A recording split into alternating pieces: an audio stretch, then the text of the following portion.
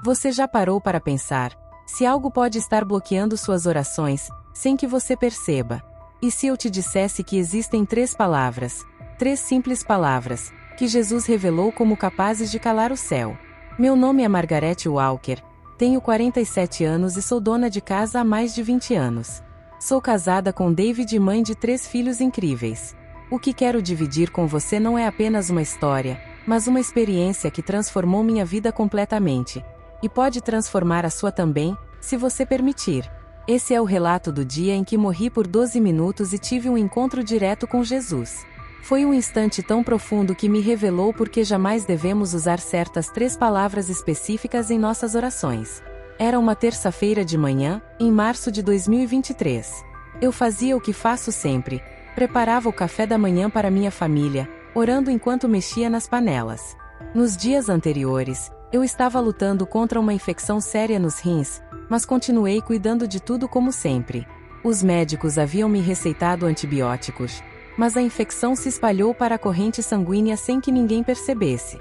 De repente, enquanto eu orava e ajeitava a mesa, tudo escureceu. Meu marido me encontrou caída no chão da cozinha. Quando os paramédicos chegaram, meu pulso já não batia. A partir desse momento, tudo mudou. O que vivi depois virou minha compreensão de oração, de Deus e da comunicação com o céu completamente do avesso. De repente me vi em um lugar banhado por uma luz intensa. Não uma luz que machuca os olhos, mas uma luz quente, cheia de amor, que parecia me envolver completamente. E ali estava Jesus Cristo. Soube imediatamente que era Ele, não por sua aparência, mas pela atmosfera de amor e autoridade que me penetrava. Jesus me olhou com uma ternura e uma compaixão profundas, dizendo: Margarete, minha filha, ainda não chegou a sua hora. Mas eu te trouxe aqui para mostrar algo importante, algo que você levará para o meu povo quando voltar. Caí de joelhos, sem forças, e comecei a dizer: Senhor, não sou digna de estar aqui. Se for da sua vontade, me perdoe pelos meus erros e pecados, não mereço estar aqui. Foi então que ele levantou meu rosto com suavidade e falou: Pare, minha filha. Você entende o que acabou de dizer? Essas 3 palavras têm bloqueado suas orações e as de milhões de meus filhos. Elas silenciam o céu e impedem que minhas bênçãos cheguem até vocês. Eu fiquei confusa. Para mim, aquilo parecia humildade e respeito. Mas Jesus continuou, com uma calma firme e amorosa, que parecia penetrar minha alma. Margarete, quero que você entenda algo essencial. Essas 3 palavras têm destruído não só sua vida de oração, mas a vida de muitos que me seguem. Elas parecem inocentes, até espirituais, mas carregam um veneno invisível que rouba sua autoridade espiritual e abre caminho para o inimigo.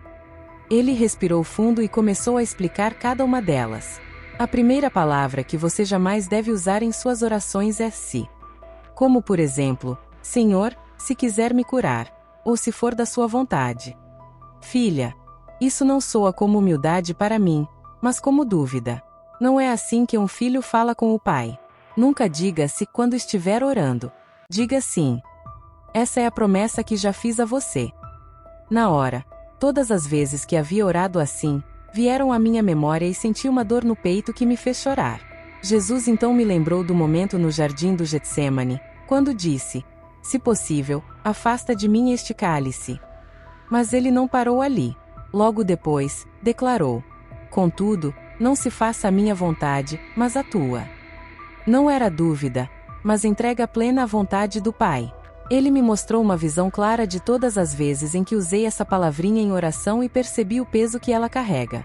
Jesus explicou: Usar-se numa oração é como entrar numa batalha espiritual com a espada abaixada, sem confiar na vitória. Você começa a luta derrotada, antes mesmo de levantar o escudo. Ele citou Tiago 1, versículos 6 e 7, dizendo que devemos pedir com fé, sem duvidar, porque quem duvida é como onda do mar, levada pelo vento, instável. Quando pedimos usando se, abrimos uma brecha para o inimigo agir. Jesus sorriu e completou: Ensinei aos meus discípulos a orar com autoridade. Em João 14, versículo 13, disse: Tudo o que pedirem em meu nome, eu farei. Não há dúvida ali. Há certeza, confiança no amor do Pai. Ele olhou nos meus olhos e continuou: Quando orar, diga assim: Senhor, eu recebo a cura que conquistaste para mim na cruz. É assim que se move uma montanha, com fé firme e simples no que já foi garantido. Depois Jesus revelou a segunda palavra proibida nas orações, talvez.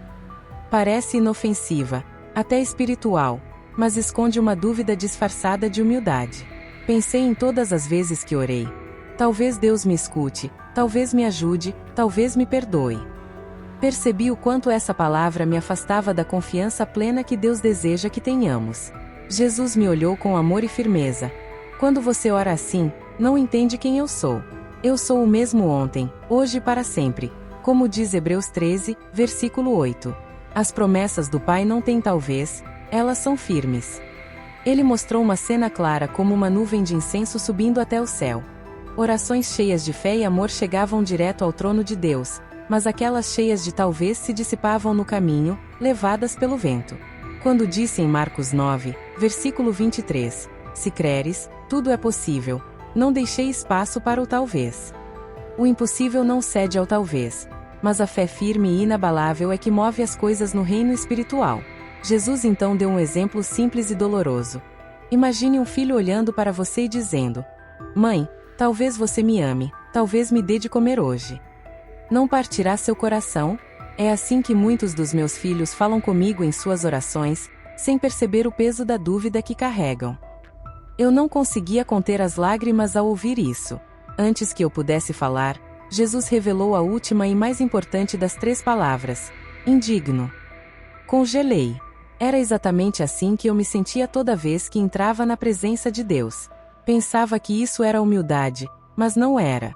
Jesus me olhou profundamente e disse: Margarete, toda vez que você se chama de indigna, não está sendo humilde. Está concordando com o acusador, o diabo, que passa o dia inteiro acusando meus filhos, como está escrito em Apocalipse 12, versículo 10. Quando você diz sou indigna, repete a mesma acusação e age contra si mesma. Ele continuou, cheio de amor e firmeza. Existe uma grande diferença entre o arrependimento verdadeiro e a autoconfiança negativa.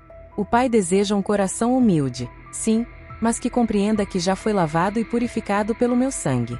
Romanos 8, versículo 1 é claro. Agora, portanto, nenhuma condenação há para os que estão em Cristo Jesus. Por isso, quando você se sente indigna, está na verdade, dizendo que o meu sacrifício não foi suficiente para torná-la digna. Então Jesus abriu as mãos e mostrou-me a cruz, e eu pude entender a imensidão do amor e da entrega dele. Margarete, Hebreus 10, versículo 10 garante que vocês foram santificados para sempre pela oferta do meu corpo. Você pode falhar, cair e se sentir quebrado às vezes, mas quem está em mim não é indigno, é amado, é filho e filha de Deus, herdeiro e cidadão do céu. Naquele momento, eu desabei em lágrimas, finalmente percebendo o peso e a beleza dessa revelação. Por anos rejeitei esse presente tão precioso por não compreender quem realmente sou para ele. Jesus sorriu para mim e falou com amor e firmeza: Margarete, quando você vier orar ao Pai, faça isso com reverência sim, mas também com a confiança de uma filha amada. Pare de dizer sou indigna e comece a afirmar: obrigado por me tornar digna em Cristo, não por méritos meus, mas pelo sangue do Cordeiro. Ele foi além e explicou como isso funciona no mundo espiritual. Filha, quando você ora, está entrando em um campo de batalha espiritual. Lembra de Daniel, no capítulo 10? A oração dele foi ouvida logo no primeiro dia. Mas a resposta demorou 21 dias por causa da luta espiritual nos ares. Suas palavras não são jogadas ao vento. Elas têm peso tanto no céu quanto no inferno. Jesus continuou: o inimigo não está apenas tentando impedir que você ore, mas quer que você ore de forma ineficaz. Essas 3 palavrinhas, se, talvez e indigna, são suas favoritas porque sabotam sua fé antes mesmo de ela crescer. Ele citou Marcos 11, versículo 24 para mim. Eu não disse se acontecer, quem sabe, mas sim, tudo o que pedirem em oração, creiam que já receberam, e assim será. É assim que o reino de Deus funciona, sem espaço para dúvidas ou autossabotagem. Então Jesus me ensinou a orar com autoridade e ousadia. Em vez de dizer: Senhor, se for da tua vontade, me cure, diga: Senhor, eu recebo a cura que conquistaste para mim na cruz. Em vez de talvez Deus me liberte, diga: Senhor, eu tomo posse da liberdade que prometeste. Em vez de eu não sou digno, diga: Pai, venho ao teu trono com ousadia, não por meus méritos, mas por Cristo que me tornou digno. Para selar essa lição, ele me mostrou 1 João 5, versículos 14 e 15. Esta é a confiança que temos em Deus. Se pedirmos algo conforme a sua vontade, ele nos ouve. E se sabemos que ele nos ouve, temos a certeza de que receberemos aquilo que pedimos. Entende, Margarete? Ele perguntou com um olhar cheio de amor e convicção, que parecia tocar minha alma. É assim que funciona. Não há espaço para si. Talvez, o indigna. Quando você ora, deve ter confiança absoluta no amor e nas promessas do Pai. Depois ele citou Hebreus 4, versículo 16. Cheguemo-nos, pois, com confiança ao trono da graça, para alcançarmos misericórdia e encontrarmos graça que nos ajude no momento certo. Com ousadia, Margarete, insistiu ele. Não como um mendigo espiritual, nem como uma criança assustada, mas como uma filha amada e escolhida. Enquanto eu assimilava essas verdades profundas, Jesus falou com uma leve tristeza. Você não imagina quantas bênçãos foram atrasadas por orações cheias de dúvida. Quantos milagres deixaram de acontecer porque muitos vieram a mim como mendigos espirituais, e não como filhos seguros do meu amor. Quantos momentos de milagre foram perdidos por causa das 3 palavrinhas. Ele me olhou com ternura e explicou a diferença entre a verdadeira humildade e a falsa humildade. A verdadeira humildade reconhece a santidade do Pai e sabe que depende dele para tudo, mas também reconhece o que eu conquistei por vocês. A falsa humildade rejeita minha obra e vive derrotada, como se a cruz não tivesse mudado nada.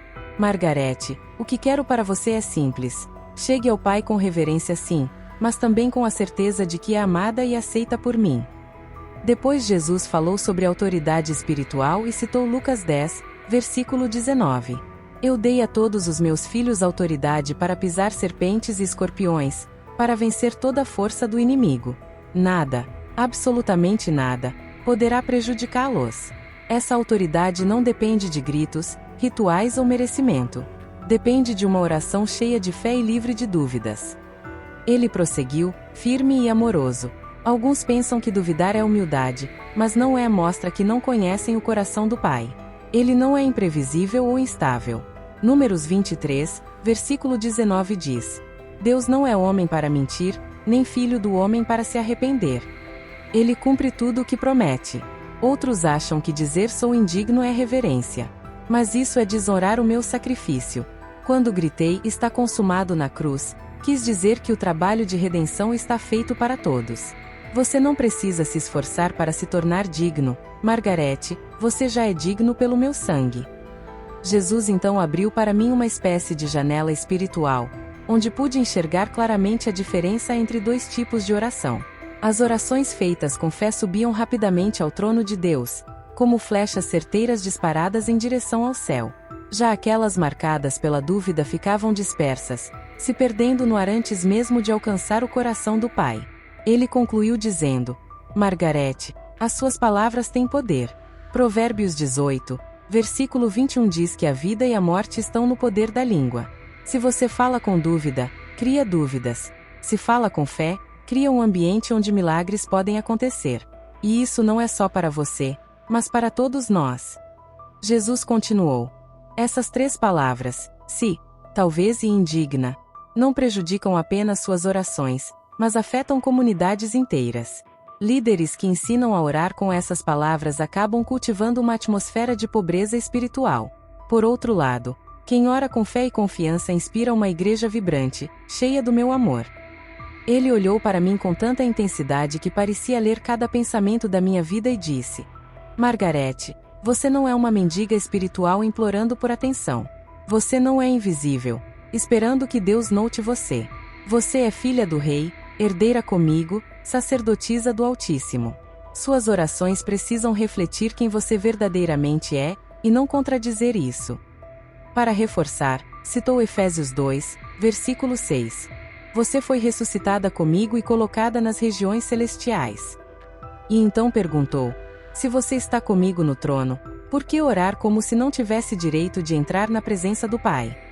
Enquanto eu tentava absorver tudo aquilo, Jesus sorriu e revelou algo ainda mais profundo. Algo que mudaria para sempre a forma como eu e todos nós nos relacionamos com Deus em oração. Alguns têm medo de orar com confiança, achando que isso soa como presunção. Ele explicou, com uma calma firme e cheia de amor que não deixava dúvidas. Mas Margarete, o verdadeiro erro não é orar com ousadia, e sim agir como se o meu sacrifício não tivesse aberto o caminho até o Pai. O véu foi rasgado de cima a baixo para que vocês pudessem entrar diretamente no trono da graça, não para ficarem do lado de fora, inseguros e receosos. Depois ele me ensinou a diferença entre pedir segundo a vontade de Deus e orar cheio de dúvidas. Orar alinhado à vontade do Pai não significa viver inseguro, sem saber se Ele está ouvindo, mas sim unir o seu coração ao dele, orar a partir desse lugar de amor e unidade. Não se trata de adivinhar o que Deus quer, mas de conhecê-lo tão profundamente que você sabe pedir o que agrada ao coração dele. Ele citou João 15, versículo 7. Se vocês permanecerem em mim, e minhas palavras permanecerem em vocês, pedirão o que quiserem, e será feito. E acrescentou: quando você habita em mim e guarda minhas palavras no coração, passa a pedir exatamente o que está no coração do Pai, podendo orar com total confiança. Jesus falou também sobre a importância da gratidão na oração. Antes de pedir, comece agradecendo. Agradeça por tudo o que já fiz por você, por me ouvir, por te amar e pelos planos maravilhosos que tenho para a sua vida. Assim, uma atmosfera de fé começa a se formar antes mesmo que você pronuncie uma palavra. Para finalizar essa lição preciosa, ele citou Filipenses 4, versículos 6 e 7. Não andem ansiosos por coisa alguma, mas em tudo, pela oração e súplica, com ações de graças, apresentem seus pedidos a Deus. E a paz de Deus, que excede todo entendimento, guardará seus corações e mentes em Cristo Jesus. Antes que aquele momento sagrado terminasse, Jesus me deu uma última e clara instrução, que parecia vibrar no ar ao nosso redor. Margarete, quando você voltar, diga ao meu povo para elevar o nível das suas orações. Incentive-os a mergulhar mais fundo no entendimento de quem são em mim. Mostre-lhes uma forma mais poderosa e sincera de se comunicar comigo. É assim que o meu reino avança, não por meio de orações inseguras e cheias de medo, mas por corações firmes, alinhados e cheios de amor e confiança. Ele continuou: quantos dos meus filhos vivem muito abaixo do que preparei para eles? Eu dei autoridade a vocês, mas muitos oram como vítimas. Eu os fiz justos, mas ainda oram como pecadores. Eu os adotei como filhos, mas muitos ainda oram como órfãos. Com uma voz cheia de amor e determinação, ele finalizou: a oração que move o céu não é feita com dúvidas, mas com fé viva. Ela não vem de quem não sabe quem é, mas de quem compreende quem se tornou em mim e conhece o coração do Pai. Quando o meu povo começar a orar assim, cheio de confiança e amor, verá o sobrenatural acontecer naturalmente, como respirar. Jesus sorriu e disse que era hora de eu voltar. Margarete, você vai lembrar de cada detalhe desta conversa. Leve esta mensagem para todos e diga para não terem medo de ousar, crer e receber, porque eu quero transformar a vida de oração do meu povo. E não esqueça, toda vez que orar, ore como a filha amada que você é, não como uma mendiga espiritual, nem como uma estrangeira batendo a porta. No instante seguinte, acordei no hospital. Minha família e os médicos me olhavam assustados e emocionados, sem acreditar que eu estivesse viva após 12 minutos sem pulso. Mas eu sabia que não havia voltado por acaso.